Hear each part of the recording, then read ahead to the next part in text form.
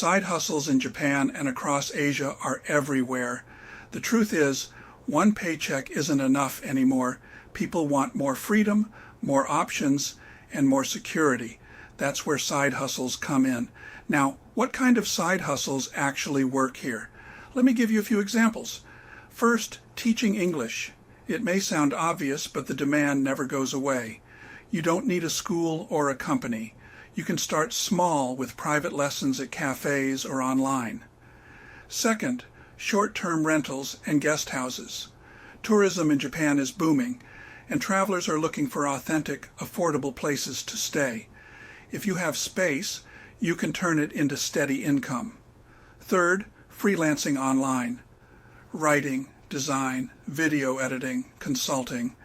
You can do it all from your laptop. You live in Asia, but your clients can be anywhere in the world. Fourth, importing and reselling products. People here love foreign goods, and many are hard to find locally. If you can figure out what's in demand, you can build a business around it. Fifth, content creation. YouTube, blogs, social media. Asia has so much culture, food, and travel that the rest of the world wants to see. If you share your experiences, you can grow an audience and monetize it.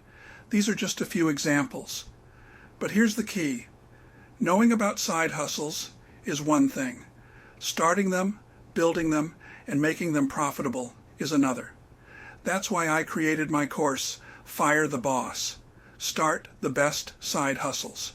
It's designed to show you exactly how to turn these ideas into real income. If you're in Japan or anywhere in Asia and you're ready to take control of your time and your money, this course is for you. Don't just dream about it. Start today.